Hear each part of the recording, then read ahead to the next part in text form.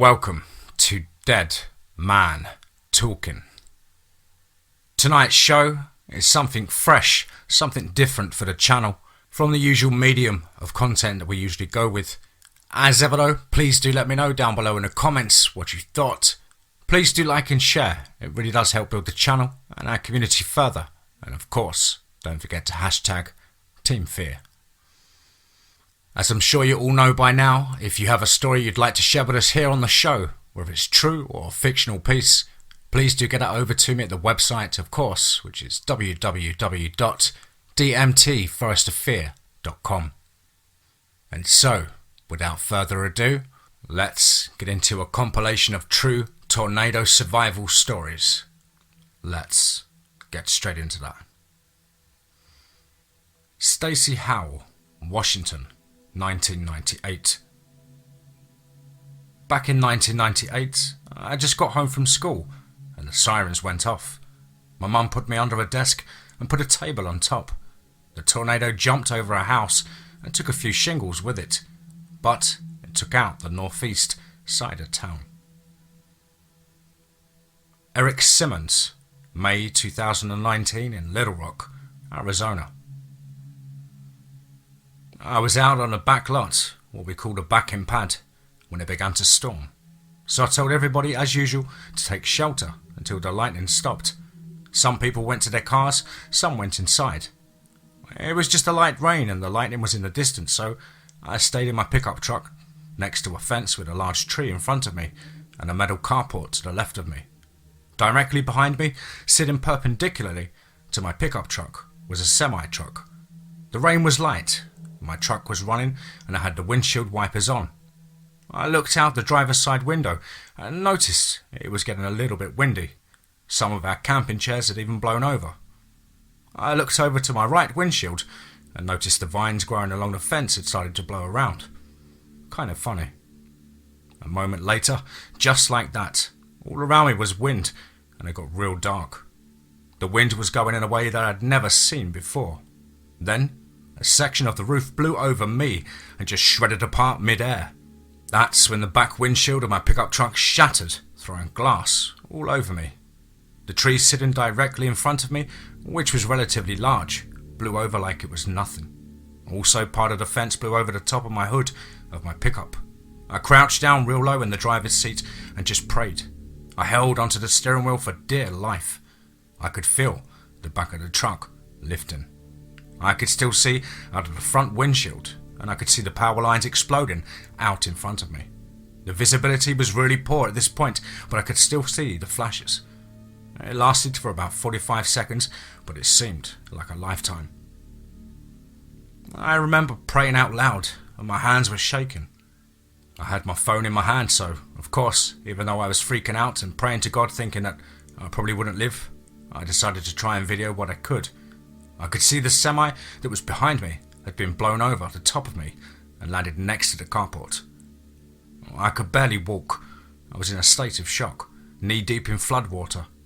I walked around more or less like a zombie, shaking and trembling, looking at the other two semis that had blown over. There were people running about in every direction. I don't know how long I wandered around. Some of my other instructor colleagues saw me and came up to me, asked me if I was okay. I couldn't even speak. Finally, I managed to phone my wife at work, but she couldn't pick up, so I left a voicemail that she still has. I don't think I ever want to hear that because I do remember I was screaming. I don't know how long it took me to calm down and regain my senses, but I finally went back to record a video walkthrough of the damage.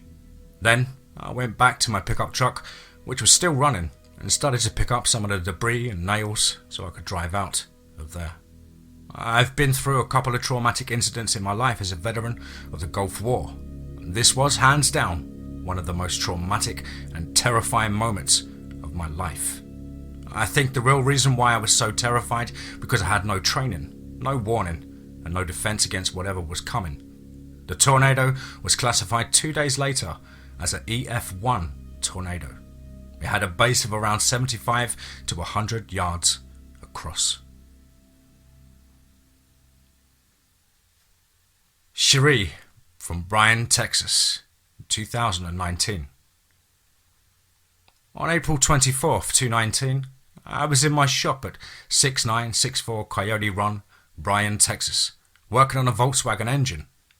It had been raining hard most of the afternoon. At approximately 4:30 p.m. the rain stopped and there was an eerie silence, followed by the patter of what sounded like hail on the metal roof of the shop. Then the wind started howling, followed by a large crashing noise on the back wall of the shop. I looked up and saw the 16-foot garage door bowing inward from the wind. I thought, oh no, I hope it's not a tornado. The door breathed back out.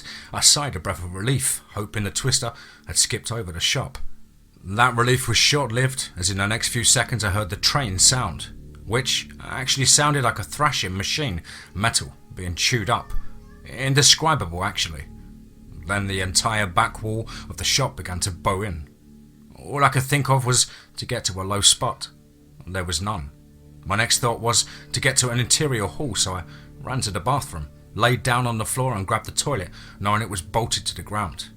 In the next 2 or 5 seconds, I saw the corner of the shop and bathroom lift up and disappear over me. Then I was hit with a force I cannot describe. I felt myself being lifted into the air, travelling backwards at what seemed like 100 miles an hour. I was being lifted and hit from all directions by objects and beams from the building. 1,000 thoughts went through my mind, as I just knew I was dead. I prayed for God to save me, and then I was slammed back to the ground. I realised I was alive and did not think I was hurt badly. Then the debris started falling out of the sky. I thought, oh great, I've survived being sucked up into the air in a tornado, and now I'm going to be crushed to death. As the debris fell onto me, I fought and pushed and shoved anything that landed on me, trying to get whatever landed off me. Then, as fast as it started, it was over. No noise. I was bleeding, and it felt like my ankle was broken, but I was alive. I couldn't breathe because I was being crushed. I pushed one more time and was able to create enough space to breathe. I hollered for someone to get the building off of me, but no one answered. I wiped the blood from my eyes and saw a 1965 Pontiac Catalina next to me. My first thought was, why is that car in the bathroom with me? Then it hit me that I was some 80 feet from where the bathroom once stood and was out in the parking lot in front of the shop. I pushed and clawed my way out of the rubble, shocked, angry, and thankful to God that I was alive. I survived bruising from head to toe with a broken foot and some lacerations. I went back out to the shop the next day and just cried, seeing where I had crawled out from the broken pieces of the toilet under where I laid. Turns out the toilet had just been set on the wax ring and corked to the floor, not one bolt in the slab. Now, in retrospect, that toilet not being secured is probably what saved me, as I think I was travelling with the debris in the twister. Not sitting still, being struck by the debris field.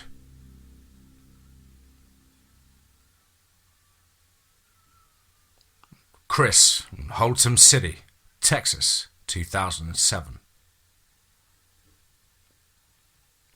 It was April 4th, 2007, around 6 p.m, when my father passed away shortly after a tornado hit Holtom City, Texas. I was not with him when the incident took place. On this day, storms were everywhere and sirens were going off. That is normal during springtime in Texas. My father's friend, who owned the property, told me the following story the day after the storm, while he was recovering from injuries in hospital. They were standing outside while sirens were going off, looking at the green skies, when things got unusually calm and quiet. My father looked up and saw a hole in the sky and shouted, "Run!" The friends split up. My father went under a large wooden rack where tons of lumber was stored. His friend hung onto an oak tree and didn't let go. Debris flew all around them, severing my father's ear in half. When that happened, he looked over and saw the shelf was going to collapse on top of my father. He shouted for him to get out from under the lumber and run to the tree, but unfortunately, the sound of the roaring tornado was too loud for my father to hear his friend. The shelf collapsed with my father under it, and the F1 lifted up and was over. After my father got pulled out with the help of everyone that was around, someone performed CPR, but there was no saving his life. He had no broken bones and his body was still intact. The medical examiner ruled it cardiac dysrhythmia. My father's friend made it out with cuts and bruises.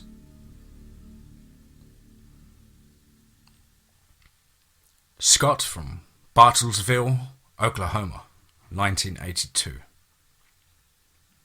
In the later part of March 1982, I was on a spring break at home by myself that whole week. And for 3 days before the tornado, it was incredibly windy but sunny out. My dog would just stand in the yard and howl for hours those entire 3 days, as well as acting off in other ways. As a side note, I had never seen her act like that before or after that time period. On the evening of that third day, we were eating supper and started cleaning up when the tornado sirens went off. We were all surprised considering it was still sunny out. Mum turned on the radio and sure enough a tornado was on the ground headed our way. Now, in Oklahoma, when I was a kid, if the sirens went off, you went outside first to try and get a look before taking shelter. So we all went out front and encountered multiple neighbours and their children doing the same. It was almost like a block party with all the excitement. My best friend's dad was standing on his truck with a pair of binoculars trying to see where it might be. And to the west-southwest, it was pitch black moving towards us quickly. Otherwise the sky was blue everywhere else. Suddenly my friend's dad turned with a look of absolute terror and started screaming, "Get inside! Good God, get inside now!" He grabbed his little daughter from under his arm and bolted to his house. I will never forget the look on his face and the fear in his voice. I was 7 and knew it must be serious. We didn't have a basement, so we all got into the interior hallway with blankets and pillows on top of me mostly and waited. There was like a brief squall of wind, heavy rain, and then it got dead calm. I thought it was over, but then my dad said, "Here it comes, get ready." Within a few seconds, we could hear a low rumble getting progressively louder. It sounded more like a jet engine sound than a train approaching. As it went through our area, the entire house felt and sounded like it was in a wind tunnel sand blaster. I've never felt a house shake and shudder like that, and the sound of dirt, debris, whatever else raking a house was unearthly almost.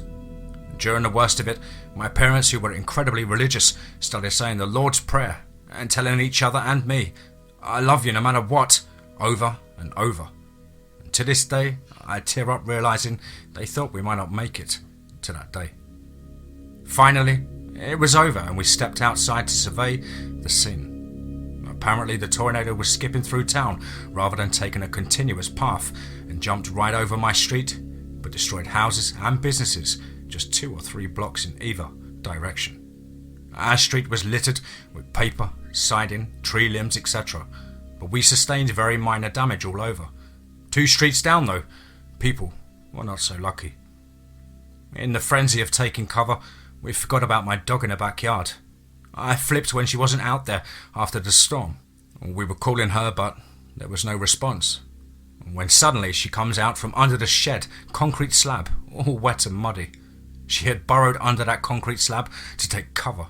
She went on to live a good dog life and died of an old age.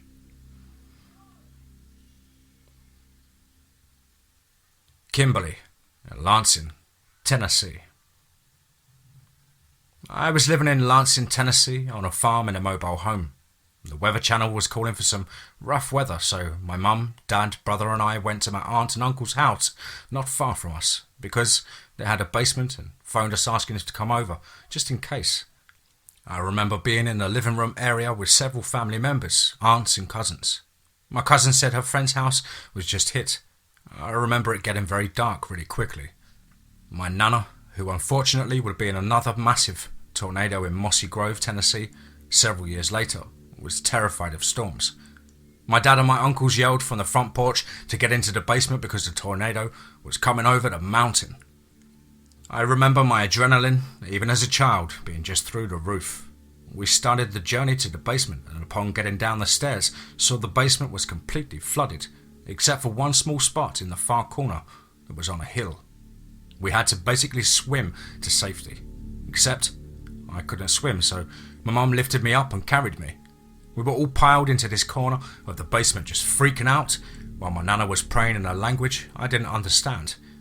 There was one small dusty window right across from the ground level, and I saw the tornado almost as if it were framed, like a picture coming towards us. You could see the roof of the lady down the street just spinning in the tornado, and I really thought we would all die.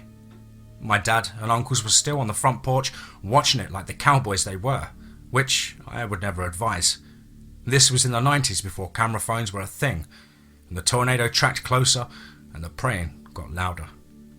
I expected to hear a train-like sound, but it sounded more like a fighter jet that was very angry. And somehow, some way it jumped our house and continued on for a short time behind us. We thought we were in the clear, but the night had only just begun. I think it was pure fear that caused my uncle to have a heart attack on the porch that day. We took off to the hospital while warnings were still being handed out like parking tickets. That was the scariest drive ever. I remember looking out the window, expecting to see another tornado any minute. Thankfully, we made it safely and spent part of the night at the hospital. My uncle was there for days, but he was released and is still going strong today. Fast forward to November the 11th, 2002 in Mossy Grove, Tennessee. The skies were so blue all day, but I had a pit in my stomach when I'd seen the black clouds off in the distance. Poor Nana was at church that night, along with a bunch of other family, and my cousin Linda got up with a newborn to get a drink from the water fountain near the entrance. She looked up and saw the huge tornado coming across the parking lot. She ran and dove into the pews while the tornado moved and twisted the church of its foundation. Most of the congregation dove into the corner. That corner of the church was still there after it was over. We lost lives that night, and in such a small county, we felt every single loss, especially the small baby who didn't even get a start to her life. Her papa was trying to rush her to safety from the mobile home they were in. Ironically, their mobile home wasn't touched, but their truck was, and both of them perished together. That town still bears the scars and fear. All of us do, really. I was once told we couldn't be hit by tornadoes because of the mountains. What a foolish thing to say, especially since Mossy Grove almost got hit again later. But the skies showed mercy that day and settled down almost as if they took pity on us and a non-Walmart or McDonald's town. Lightning can and it will strike twice, 3, 4 times in the same spot. The sad thing is, most of us still aren't really prepared for another one. I'm working on a plan. That is the best thing to have here in Dixie Alley, because the storms are getting worse. The April outbreak was a nightmare, and I got stuck in a food city that was about to close while there was another tornado warning for where I was. I was frozen in fear, so my father drove to me just to let me follow him home.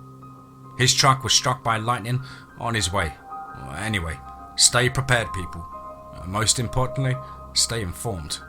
I listen to the Weather Channel and I'm grateful. My 6-year-old son is a meteorologist in the making. He loves the weather, as do I, and can tell you how any storms happen. Hurricanes, tornadoes, floods. Smart little fella he is.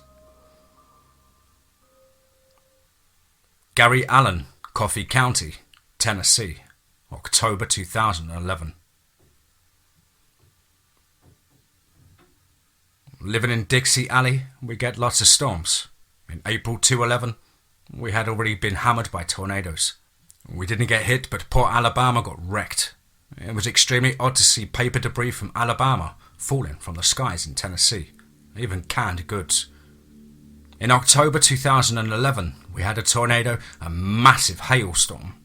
Where I was working, the hail was prominent, but only pea-sized. I have never seen so much hail fall for so long. This went on for like 10 minutes. It was a rainstorm of hail, and the wind was up. We were all just standing there, watching it. It was close to going quitting time. Didn't do any damage, so to speak of. As I drove home, the closer I got, the worse things looked. Trees were completely stripped of their leaves. Cars were parked on the side of the road with busted windshields. My house is white, and when I pulled into the driveway, my house was green. There was not an inch that hadn't been smattered with leaves. Even then, hailstones as big as chicken eggs were all over the yard and driveway. All the mailboxes had been sucked open, and the mail was laying in the middle of the road. Power lines were down, and my power line was ripped loose. The actual hail looked like it was from grapefruit size and went on just as long as the storm across town. About 10 minutes. I was very thankful that I had closed my swimming pool the weekend prior to that. Tons of debris in the cover. Things started to happen pretty quickly after that. My neighbour came running and wanted to know if I had damage. They had been sitting on their porch and saw the funnel and ran. No warnings were out that day, and that's pretty common here. Storms pop up so quickly you have to be good and be a watchful person. My cell phone rang and my parents had been coming back into town right about when the storm began. They said they could see a black cloud approaching them fast, and then the hail hit. It busted out their windshields and the car got picked up and thrown into a ditch. I went to go pick them up, and you couldn't even get back there from all the debris on the road and the cops turning everybody away. Everybody in town had to have a new roof. Roofing companies from every state and the union set up temporary camp here in town. Adjusters set up tents in a mall parking lot for you to drive your car into and assess damage assembly line style. Roofing companies were going door to door. You don't notice things right away. It immediately turned winter cold after that storm. Too cold to get out and look around. I had to have new roofing on the house and all the outbuildings. Then, in the spring, when it finally got warm enough that you could actually go outside, that's when you noticed the weird stuff. The screens were pulled off out of the frames of the windows. Some of the vinyl sidings had holes. The dry vent had been shattered. A plastic bucket full of sand for the swimming pool steps had been shattered. The kicker was taking the cover off the pool and the plastic side rails looked like Swiss cheese. The holes were all about 2 to 4 inches in diameter. Amazing. It took about 2 years or so to get all of the roofing jobs done in town. With hail that large and coming down that hard, it killed cattle. It just beat everything into smithereens. Francis, Parker, Colorado, 1983. It was spring, 1983. I was visiting my parents 7 miles southeast of Parker, Colorado, while my husband, USMC, was overseas. My baby was asleep in the west-facing bedroom. Mum and Dad had gone shopping, and I thought the storm clouds in the west looked like they might bring hail. I went out to cover the baby vegetable plants in my mother's garden, on the hillside about 100 yards south of the house. Every time I glanced at the storm, I was alarmed at how much bigger it had become and how quickly it was approaching. With the last of the vegetables covered, I stood on a hillside, wondering why there was so much noise coming from the entire western sky. And then I saw the reason for the buzzsaw sound. The storm was raging up the hill from the southwest corner of my parents' 5-acre lot directly towards me. Its leading edge was well defined as a wall. The howl within it was chomping up the branches of shrub oak and ponderosa pine, mixing them with blasted up dirt and grass and spewing them out like missiles. I ran for the house and my baby. As I tore into the house through the west door of the sun porch, I reflexively slammed the door closed behind me. The hail chewed into the screen door and the wood above me. Pulverized ice and torn screen from the door whooshed down on my heels, and the icy fog rebounded with a force that blew my hair straight up.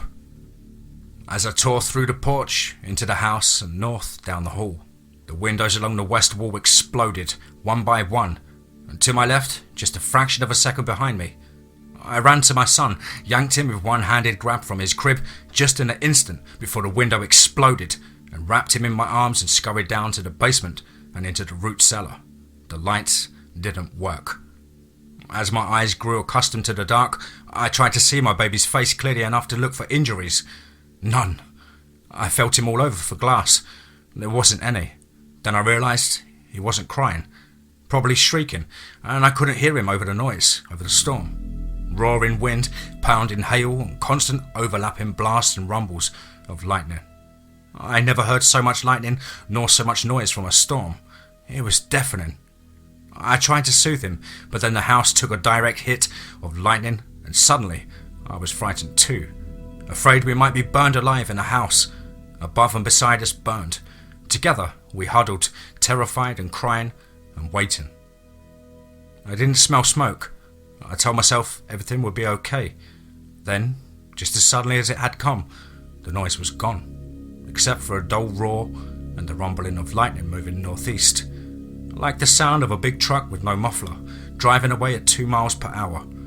So I began to venture out from the root cellar, but as I stuck my head out the door to look into the basement, a fierce pounding began again on the north wall of the house, and so I held my son and soothed him there in the root cellar as the pounding increased to roar coming from the entire house above us and slowly diminished again. Once burned is twice learned. I stayed in the cellar waiting for the storm to circle back yet again. When I couldn't hear it anymore, I finally left the basement. I listened to the battery-operated radio. No report of storms.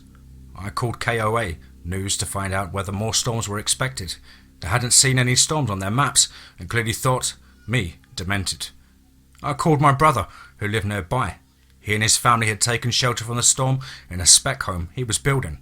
They huddled in 2 groups in the southwest and southeast corners of the building, and fearfully watched the 30-foot south wall of the home's family room stretching out between them, flex and wobble with the blast of the storm. It had held, and they were okay. My parents came home. They'd seen the piles of hail and debris on the roads, but they hadn't seen the storm. My brother and his family headed for home and found that there was so much hail in the Pinnery, a subdivision south of Parker, that snowplows had to be called out to remove the hail, as cars, even pickup trucks like his, couldn't get through. It was still 12 inches deep when the plows finally arrived. The shingles were nearly gone off my parents' house. The siding had been hammered and splintered. All the north and west windows were broken and the screens ripped to shreds.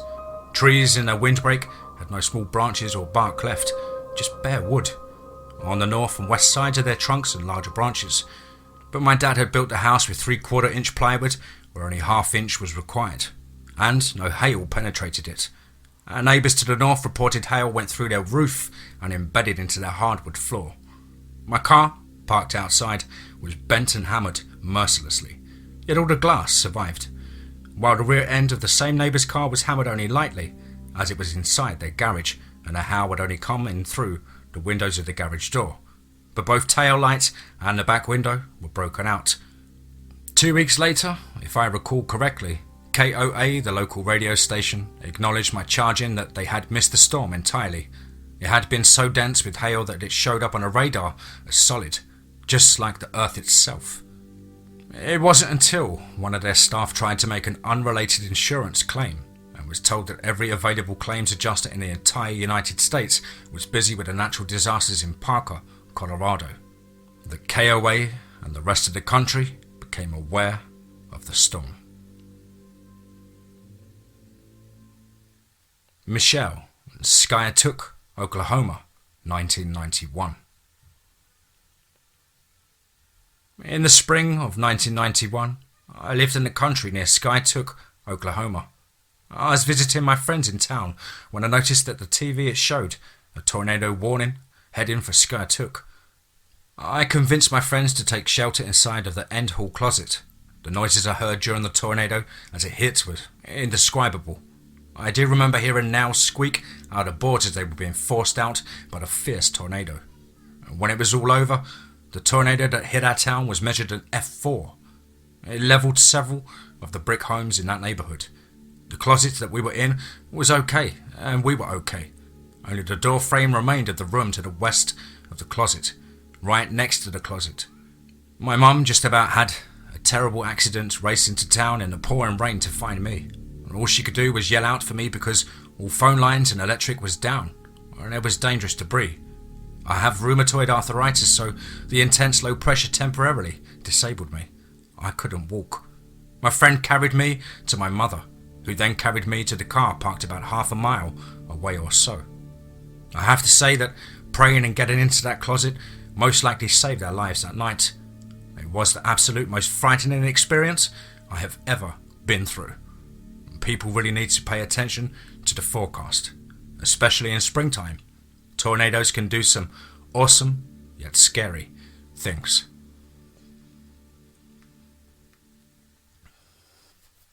Larry, Springfield, MA, 2011. It was June 1st of 2011 when a tornado touched down that would affect the lives of many and take the lives of 3. Springfield, Massachusetts is a relative stranger to the ravages of these types of storms. Although severe summer storms occur, the tornado is rarely experienced in our area. On this particular day, we had a NOAA tornado watch. Most thought that this was unlikely, but local authorities heeding this warning surely saved many lives. Schools had let out early, and after-school events were either postponed or cancelled. At around 4 o'clock, a tornado warning came over the television. This warning gave the precise location and direction of the sighted storm, and it was barreling towards our neighbourhood. I told my wife we would be heading towards the basement when I made the call. She told me I was overreacting, but I took a stern tone and repeated what I just said. Looking west, I could see the sky turning a greenish-brown hue, and all of a sudden the trees began to bend under the strain of the wind. I yelled and we all went into the basement. As we hit the cellar floor, I heard a large thump that shook the house. Our next-door neighbour had a double-trunked maple tree split in two and fall into her home. It was over in just a few minutes, and when things had subsided, I went out back and saw insulation on the ground and knew that buildings must have been damaged. We were fortunate, thanks to the early warnings given by the National Weather Service and the response of the officials. Very few injuries or fatalities occurred. If school had been in session, students would have been walking the streets and the loss of many more lives would have been more likely. A woman was killed as she shielded her baby in a tub. Another was killed when her RV was lifted and thrown at a campground. And another man was killed in his car by a falling tree. Fortunately, the only issues we had were the loss of power for a few days and my children's school, Cathedral High School, was destroyed. Thank you to those who work for the National Weather Service. Lives were saved that June afternoon thanks to their dedication and pursuit of understanding of weather.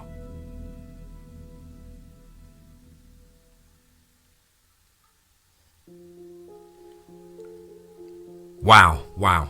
Some absolutely spine-tingling, terrifying true accounts there from surviving something that most of us would only dream could happen. In a nightmare, shall I say.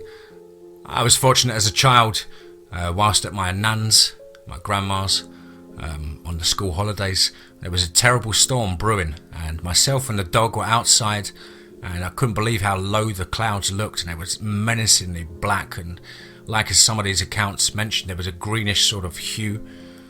And I noticed just above the house and where I was standing, it appeared that the clouds were actually swirling in a circular motion. Of course, my nan called me to come inside in case the lightning started. I was very worried and sort of dismissed my claim.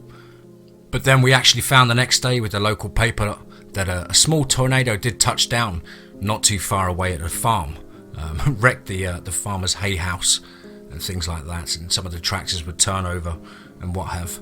Absolutely incredible, but scary nonetheless.